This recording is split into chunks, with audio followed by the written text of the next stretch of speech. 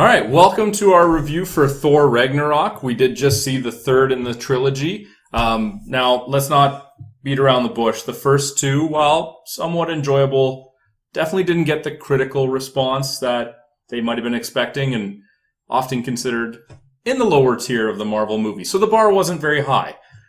What did we think of Ragnarok? It was better. Third movies can be good. Third movies can be good. You know what? It's not often that a third movie is the best in a series, and I would honestly say that Ragnarok was the best Thor movie, and I think it is because they went in a bit of a different direction. They definitely overemphasized him being slow-witted, but compensated that with a really nice balance of humor, which they had in not just him, but a lot of the interactions. I think the whole movie. On screen, Hulk and Thor were fantastic. Yeah. Yeah, it really felt like they brought a lot of what they found successful in Guardians of the Galaxy, but mixed it with a much more serious storyline that they have for like stuff like Winter Soldier, stuff like that. It felt like it was a good hybrid of those two types of styles, and it made for just a really good movie all around. It had a story that you could follow. It definitely had a believable villain this time, and it had quite a bit of humor in it. I really want to go back to that villain point because I have adamantly said that the biggest downfall of Thor 2 was that the Dark Elf was not much of a threat. You know, superhero movies, 99 out of 100 times, they're going to come out on top in the end. And what I consider being well done in regards to a story is how much they can make you believe that they might not come out on top or question how are they going to overcome these insurmountable odds? And the Dark Elf didn't do that for me. But with Hela, it was like right away she imposed her abilities, her power. It was the first meeting, and right away it was like a huge threat. That to me was done very, very well. Oh yeah, absolutely. I mean, it's you really felt her presence so many times early on in the movie to let you know that this is something that she's a real threat. She could just destroy everything if she wanted to. Yeah, I mean, definitely. I think she's one of the best villains they've done, probably other than Loki himself. Who had a bit of a different role in this one. Well, yeah, which had a bit of a different role in this one. Bit of a different, bit of the same. You know, he was Loki, right? He's the trickster. I mean, that's the whole thing. He's supposed to be kind of like hit or miss, right? And actually, I'll say in general, I think the characters, all of them, were very, very well picked out. I mean, obviously, there's the ones we know, like Loki, Thor, and the Hulk, but there were some new ones in this one. And you have the Valkyrie, you have Korg.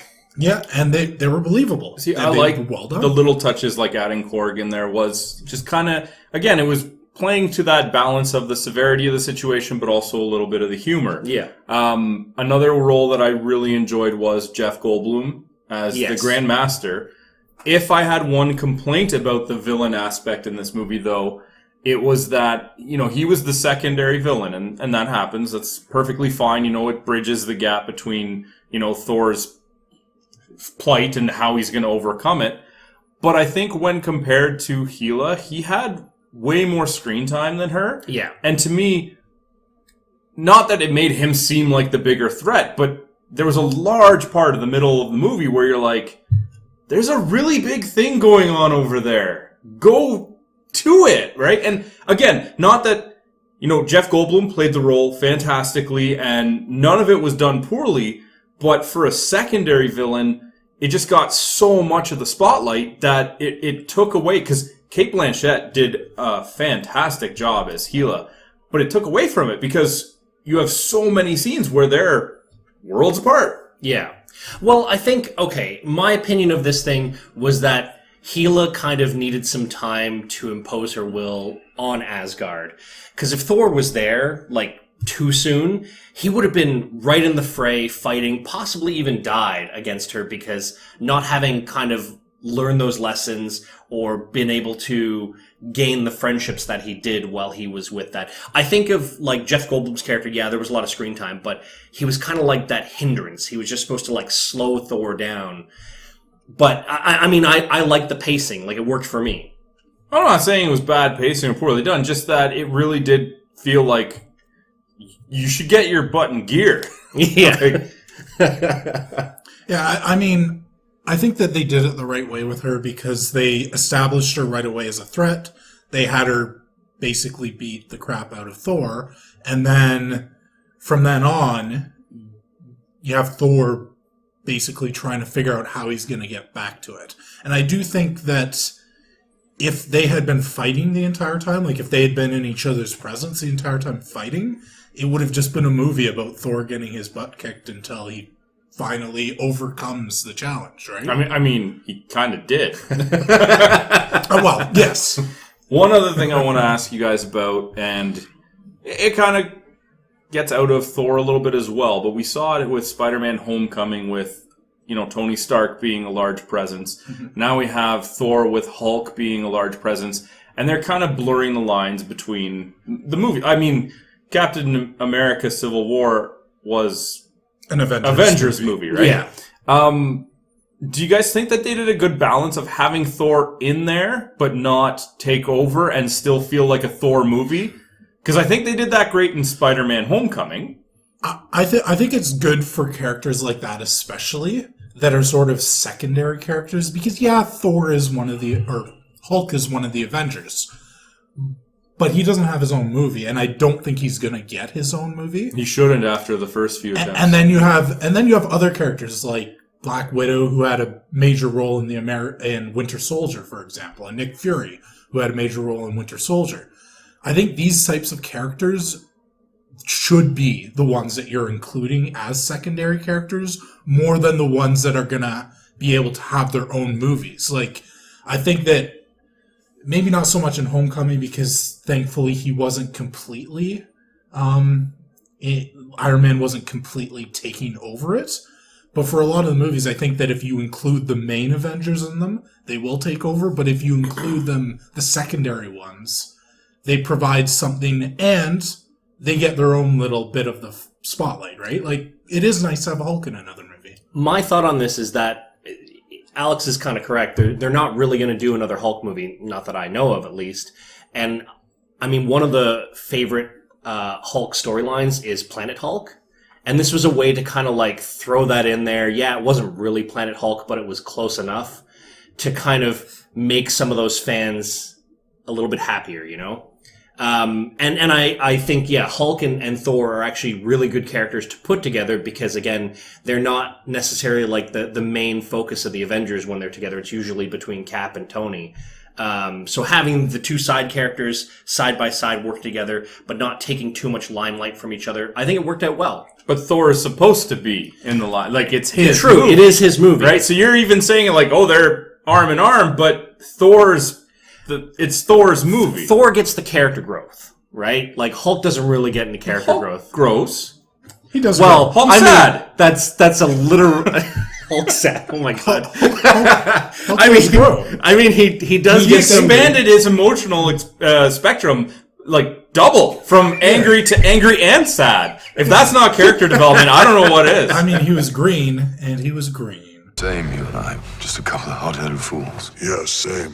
Hulk like fire, Thor like water. Well, kind of both like fire. But Hulk like raging fire, Thor like smoldering fire. Yeah. The fact of the matter is they couldn't do another Hulk movie because they've expanded everything they could with that character. He doesn't have any more emotional range. I asked the question, I posed it, but I really do think that they did a great job with that, where Hulk was there, he was great as a complimentary character, but it didn't take away from Thor. Yeah. And I think that some of the best parts of the movie were their interactions. So that was, to me, a highlight. Absolutely. Touching on the Hulk thing as well, because this is another aspect that continues to grow with Marvel, is the technology, the special effects. Mark Ruffalo was actually in it very little because of how much they've been able to expand the technology to have Hulk very much CGI'd. The whole time, pretty much. And, all the other effects. How'd you guys feel about that one? I didn't really find too many seams that I could pick apart. Like, the effects were done fantastically. Yeah, I don't think this is going to be the, pinnacle of special effects when it comes to the Marvel movies. But at the same time, there was never a point where I was like, oh, that special effect really took away from the scene, right? There was never a time where I thought, oh, this looks really bad, this looks really wrong. Like the Hulk, I mean, the Hulk's definitely the biggest one when it comes to special Like effects. the most screen time as a CGI. I could right? believe that that's a Hulk that could, exist, right? You mean he doesn't? I know we had our complaints with Guardians of the Galaxy 2. Who's complaining about Guardians of the Galaxy 2? I had some complaints. We were talking about the CGI specifically, right? Yeah. There was a couple parts near the end that were kind of like, it felt kind of didn't fit very well, right? With the rest of the movie. This didn't feel like that. It really felt like... And that's just it, right? There was nothing that was done poorly. I don't even think Guardians of the Galaxy was done poorly. No. It just didn't blend well. Yes. That's why I say here it seemed seamless. There was no point where... It wasn't jarring, right? Yeah, You didn't like see any... they didn't have an overabundance of it, but they had enough with special abilities, of course. Raising an undead army, the giant wolf, the Hulk in the movie. There was enough presence in it, but at no point did it seem that, okay, it doesn't fit into the scene, like it's sticking out. Like they really blended it in nicely. It felt like within that universe, everything made sense. Yeah, absolutely. All right, so we've touched on the story, and I mean, there's more I'd like to say, but we can't without spoilers. What did you guys think of the performances? Because I think Chris Hemsworth did such a good job of dumbing down the character without seeming like incapable, if that makes sense, right? Like here was a guy who has all the strength in the world and the ability to overcome, but he's a little slow. Yep. I think in the first one, it's a new character. The first Thor, it's a new character. You have to get over a couple things. You have to sort of get into the role. So there were some difficulties there. In the second one, it didn't feel like, mostly because of the story, it didn't feel like there was any room for him to do anything with the character, because all he did was just savagely beat everything in his path. But in this one, it really felt like he nailed the character. I think it helps that they paired him with another idiot. Like, in the first two movies... What are you talking about? Bruce Banner has 7 PhDs. Yeah, but 7 of them! And all of 7 seconds of screen time. But I mean, like, okay, so, in the first two Thor movies, they pair him mostly with Natalie Portman, right? Which, I mean, in their storyline is... Well, and her whole crew, right? Like, Yes. they're all a group of Kat scientists. Denning and the Skarsgård. I can't remember. The Skarsgård. But anyways, like they're all intellectuals, right? Mm-hmm. So like they're talking about science stuff, and he's like, "Yeah, the Bifrost," and you're like, "Okay, he's a lovable idiot, right?" But like in this, it was like the lovable idiot and the other lovable idiot are just kind of like having this battle of the low intellectuals, and it's great. It was they had some great bro talks, basically. Pretty much, yeah. Like, I mean, that made it more enjoyable just to see them try and like come up with metaphors when they don't even know what the word means. Yep. I don't understand. No, you fit right in. Whatever. I will say I had a little bit of difficulty swallowing some of the motivations. Sure. Like when Loki showed up in the end. Too much spoiler, I guess. You know what, though? Or even just the Valkyrie. Right? Like, she just so quickly changed her mind about joining forces that, as resistant as she was initially, I thought they're gonna have to try a little bit harder, but she's just like, nah, let's do it. Yeah, I mean, I think if this was a movie about her, they would have spent more time, like, trying to build up the feeling of a guilty conscience, which is basically what they did with Thor in the first movie, is build up a guilty conscience, make him realize that he was wrong about always seeking war. But it wasn't a movie about her. And yeah, I could see maybe they should have spent a little more time trying to make it seem like she definitely has a solid reasoning to go in on this. But it's not like her reasoning was wrong. No, and I'm nitpicking because I honestly did think that it was a very well done movie. It's just that when it's very well done from start to finish like it was, the few little dips that aren't even necessarily bad, just slight dips, stand out a bit more. And I mean, wouldn't be much of a review if I just said, oh, it was a good movie. I Yeah. mean, I'm sure that's what some people want to hear. And you know what? Good. It is a good movie, though, right? It doesn't matter. If you enjoyed the first and second, you're definitely going to enjoy the third. Absolutely. And if you didn't enjoy the first and second, I think there's enough there to give the franchise another shot.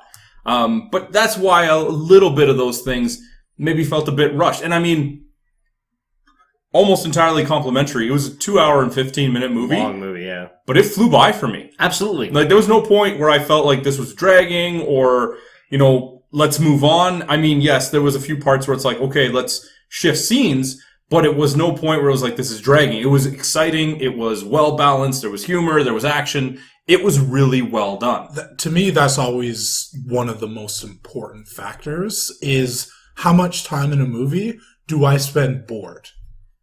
I didn't spend any time bored. Do you watching this often movie. spend time in movies bored? Oh, yeah. Oh, definitely. I mean, we make him watch a lot of movies. I think We've watched a lot of, just a lot of superhero origin movies that we've watched. A lot of the first hour of those movies, because they aren't doing any fighting, So boring. they aren't doing anything, is pretty boring. I think rather than giving a number score at the end, we should find some way to track minutes of boredom for Alex. Like, how many minutes of boredom? How many minutes of boredom did Alex have in this movie? The lower, the better. I mean, go ahead, Josh. I was going to say, just like to throw out a question out there as well. How did you guys feel about the cameos?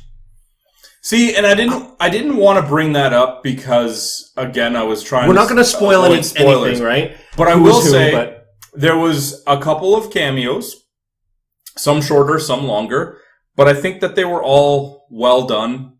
There was a disappointment for me, and it was the shortest cameo. But I can't talk about it. I think the other cameo, and I know which one you're referring to, it's another character from the greater Marvel universe, was done very well. Yeah, I was fine with it as well. It was very well blended into, again, give that Marvel universe a feeling of continuity, but again, not have another character from the Marvel universe overshadow the lead. Remind you that they're there. Yeah, and that's exactly it. Because there is a lot of the movies, you know, like they do the Avengers, they do the Civil War, and they're all together. But then they do a solo movie, and there's no connection. Yeah. Right? Like, it feels isolated. Yeah, it feels isolated, right? Like, if you watched, I mean, okay, the first Iron Man, right? There's no connection. I mean, it's so early in the Marvel universe. They had Terrence Howard as War Machine, who eventually was replaced by Don Cheadle, and he was in Civil War.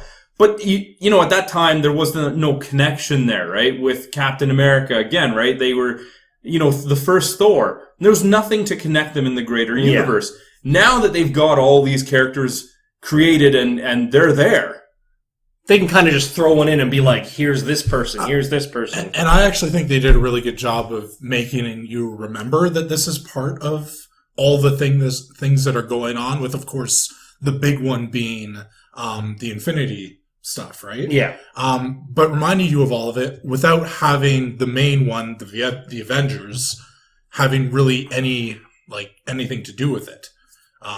Unlike how the Avengers was pretty overshadowed almost all about Captain America's stuff. Although, again, Avengers is mostly about Captain America. Well, technically Civil War was a Captain America movie, even though it was an Avengers movie. Yeah. But in that sense, it made sense to focus it on Cap and Iron Man, because technically we called it Captain America Civil War. Yeah.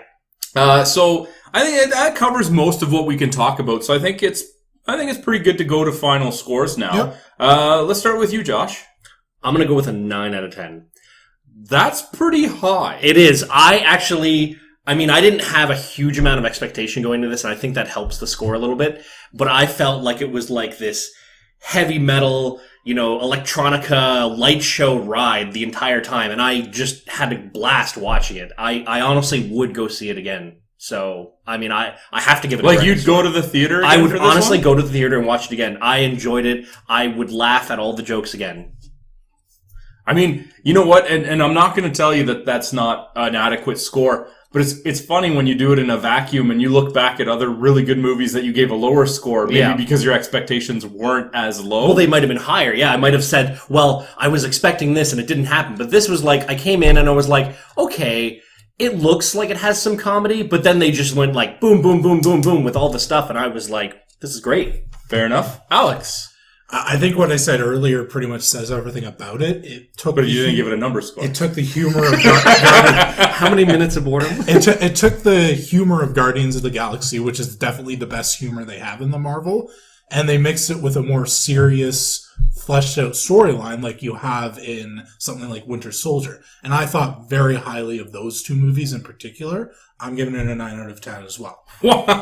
There you go. This is going to end up being one of our highest rated movies. And don't get me wrong, it's a great movie, but I definitely wouldn't put it over some of the other Marvel movies, but I'm sure that they got lower scores, again, based on those You reasons. base it on enjoyment, right? Like, That's true. And again, I mean, I'm sure expectations are a big part of that.